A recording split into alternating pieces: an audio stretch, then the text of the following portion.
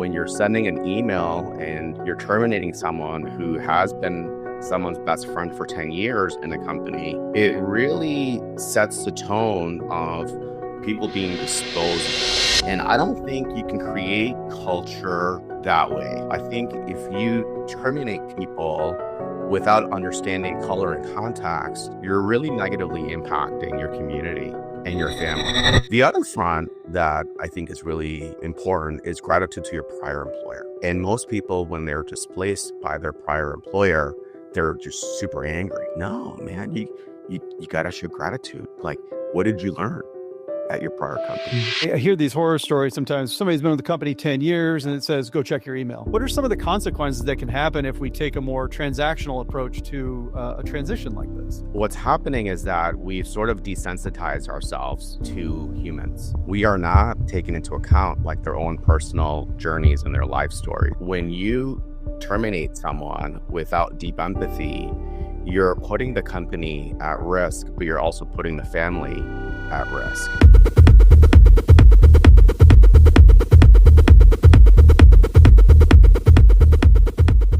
My very special guest is the founder and CEO of Respirus, a company on a mission to re-inspire how we approach offboarding. They're democratizing career transition so that anyone impacted by job loss has access to real support.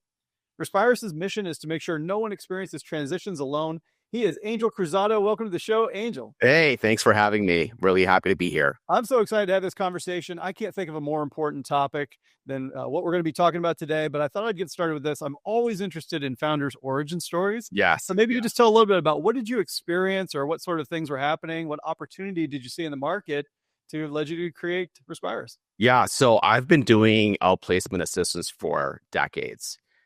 As a head of people at Microsoft, T-Mobile, and Medtronic, I always would back channel and do outplacement assistance when I supported someone in transition. And when I started working for venture-backed companies, I laid myself off and half my team multiple occasions, and I still did the work. And one of the things that I realized as a fractional head of HR was that I enjoyed the work of being fractional, but I really love the work of inspiring folks in transition. Mm-hmm. And one tough day, I was walking my dog after sort of working with a tough client who wanted maybe 80 hours on a 32-hour agreement on a monthly basis. I said to my kids, like, hey, I really want to inspire people. And she actually said, Dad, you're not really inspiring them. And it made me pause. And I started to kind of think about that. It was sort of a gut punch. And she's like, Dad, they've been inspired before.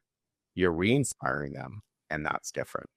So that journey started the journey of building a company at Respirus. It's an amazing story that comes together in the name. You're re-inspiring people. I can't think of a more sensitive time in someone's life when they're going through a transition. You know, when we hit those points, it really is when we need to be re-inspired. So I love that she was so prescient that she offered up that name for you. Yeah, for a kid to actually say, hey, Dad, can you figure out how to put my name in the company? So if you look deeply at Respirus, is like her name is Iris, right? So we re-inspire, and then there's Iris combined. So it has a very personal connotation to it. Yeah, which makes you have a personal mission, personal connections. Yeah. It's very layered. I love it. I love it. Yeah.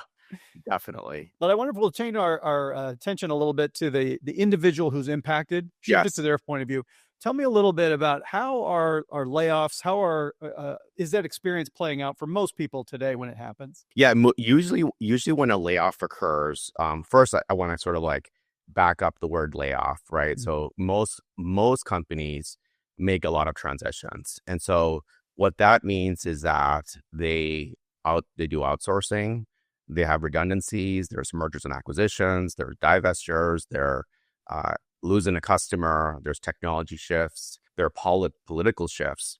And so when layoffs occur, we use sort of the umbrella word layoff, but we really don't tell an employee why their role was impacted. So typically when transitions do occur at a company level, it's because of those headwinds. Gotcha. And so then I hear these horror stories sometimes. Somebody's been with the company 10 years and it saes, go check your email or go to this conference room or whatever it might be. I mean, what are some of the consequences that can happen if we take a more transactional approach to a transition like this? So what's happening is that we've sort of desensitized ourselves to humans. And when we're transitioning impacted individuals, we are not taking into account like their own personal journeys and their life stories, that they have twins, that they're recently married, or mom is living in the next room because they're a sandwich parent. And what happens is that when you terminate someone without deep empathy, you're putting the company at risk, but you're also putting the family at risk. And so, in a lot of ways, you're putting your community at risk. And so, when you're sending an email and you're terminating someone who has been someone's best friend for 10 years in a company, it really sets the tone of people being disposable. And I don't think you can create culture that way. I think if you terminate people without understanding color and context, you're really negatively impacting your community and your family. And that's the hard part of doing a layoff by email or doing a layoff and being desensitized to it. Yeah, it's pretty incredible when you think about all the different natural changes that happen within the world of work. And so I think it's very natural that there's these types of things where we have shifts. You mentioned earlier, maybe we've lost a customer, we're winding down a team. Yes. Like, Yeah. I think there's a certain amount of awkwardness, even on the part of the employer, and it leads to this sort of stilted, more transactional. People are afraid to make mistakes. What can I say? What can't I say? Yep. And to your point, it just dehumanizes the conversation at a time when we need it to be a very human conversation. Yeah. And if you add COVID into the mix, Mhm. folks during the COVID period, it was okay to have your kid on Zoom. Mm. And it was okay to like take your kid to the basketball game. And that is shifting because companies are pivoting. And I believe that our politics, in conjunction with AI, in conjunction with uh, sort of, some of the things that are happening, transitions are actually going to, I would say, increase 2 to 5x from where they're at today. Mm. And I think if we're not careful in how we're building our companies, our mission visions will be at risk. And those companies will, in my opinion, be negatively impacted over time. So transitions are going to keep happening. How does the transition play out differently? How's the experience on the part of the individual play out differently when Respirus is partnering and working with an organization? Yeah, it's well, we discussed that Respires is about re-inspiring people. And what we find is there are 6 companies that basically own the space. I call it the big 6. I don't think I need to name, who they are, because most CHROs check the box and just sort of like use one of these big 6 companies. However, none of the CHROs actually will use those services because they find no value in them and for themselves. And what I would say is, if you look at my LinkedIn deeply, or if you look at sort of like the recommendations that I've received, people are re-inspired deeply. And so how we're different is we coach to what I call as the career prayer.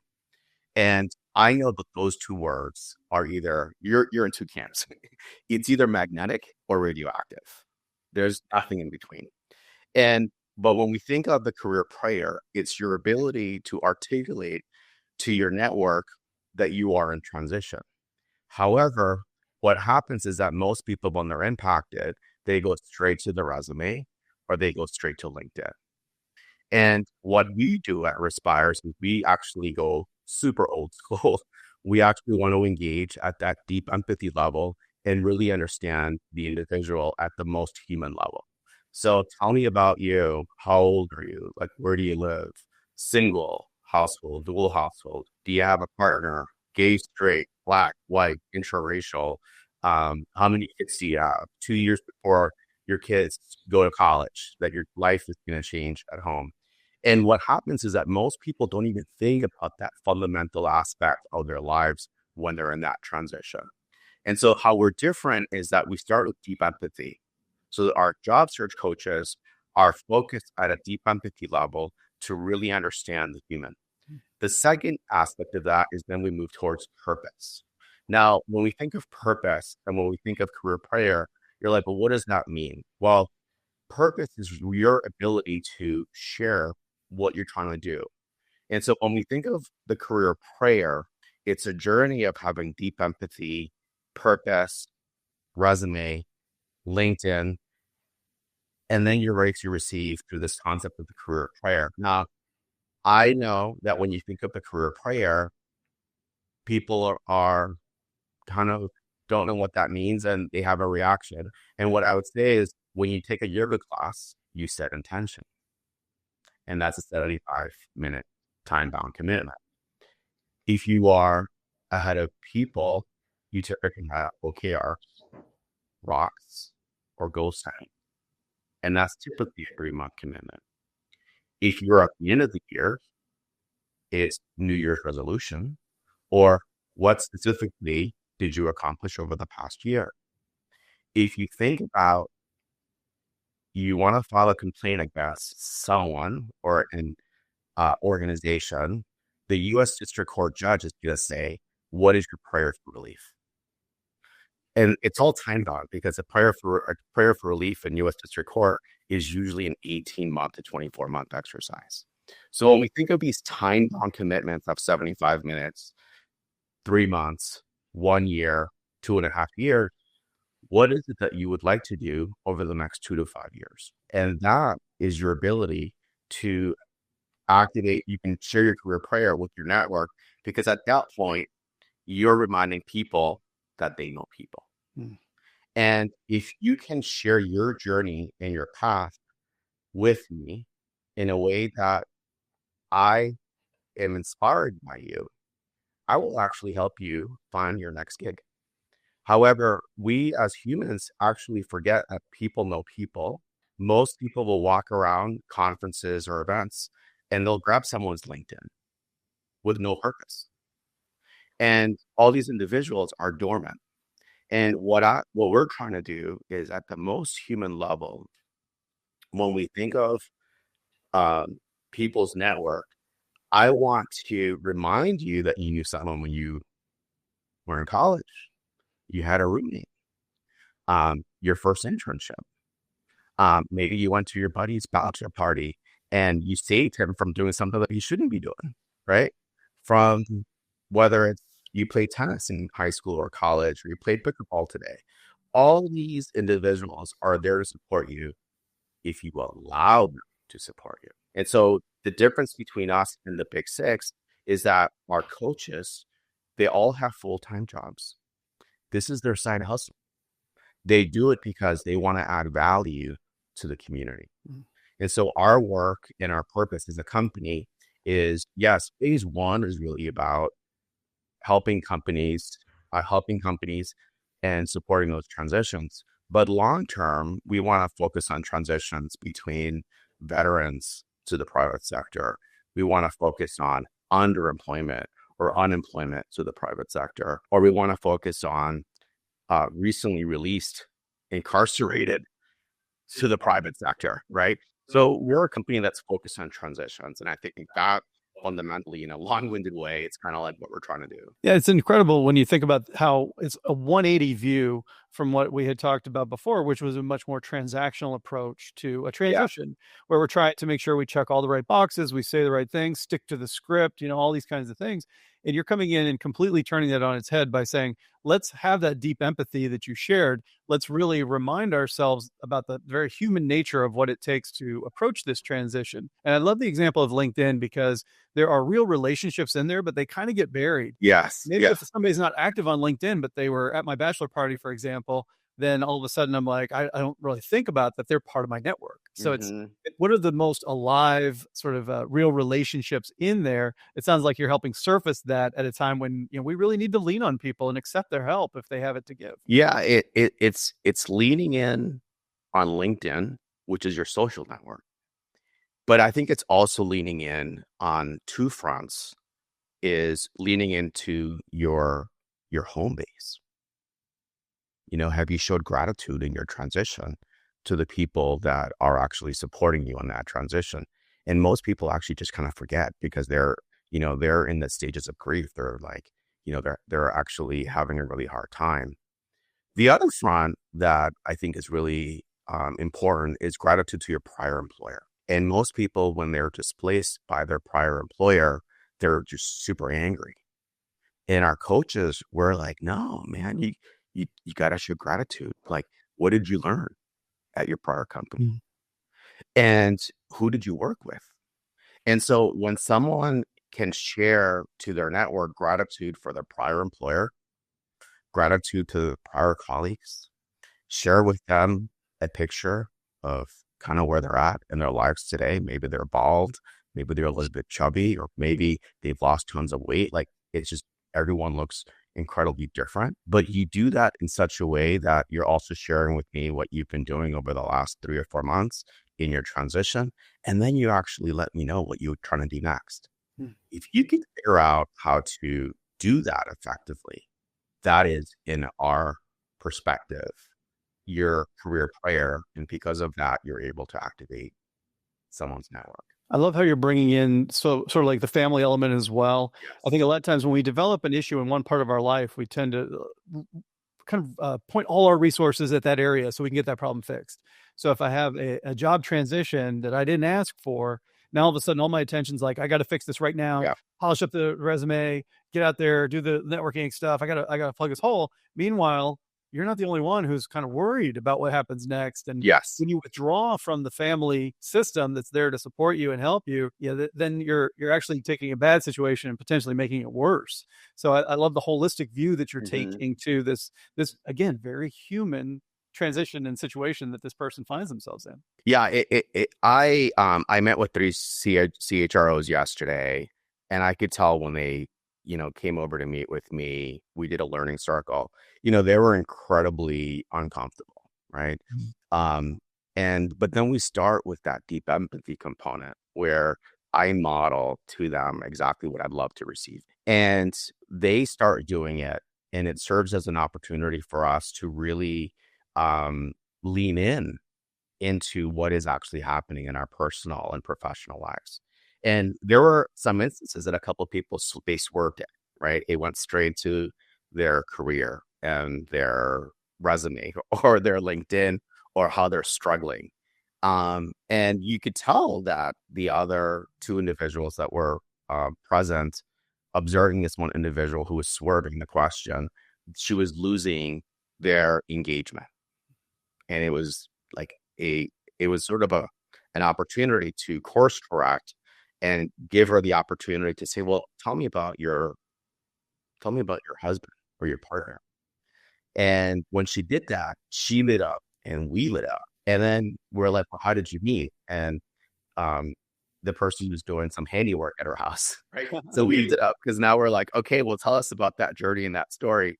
And what she realized through the hour and a half that we spent together was that the opportunity was in sharing your journey and your story in your transition so that we could support you in that transition. And just I'm hearing the shift in the energy, the willingness to be human and to look back and reflect, as well as sort of make that connection. It gives so much more of that positivity and that energy that you're going to need to navigate this, potentially uncertain amount of duration for this transition. It sounds like, that's exactly what we needed, exactly the time we need it. Yes. And I think we're sort of a just-in-time company. Like we come in, look, we know that we're buffering the conflict between the impacted employee and the employer. From the employer point of view, we're reducing the liability and the risk. From an employee point of view, we're re-inspiring them in their transition.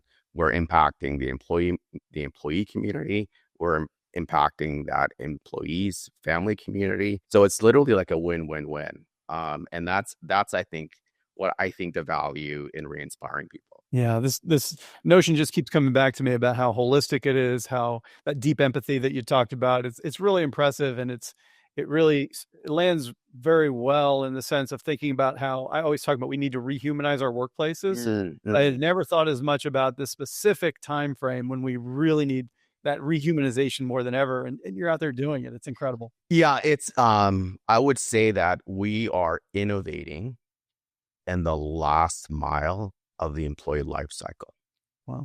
Where most of my HR colleagues are focused in onboarding, swag, performance management, learning and development, giving you a buddy, giving you some of these tools for sourcing, hiring.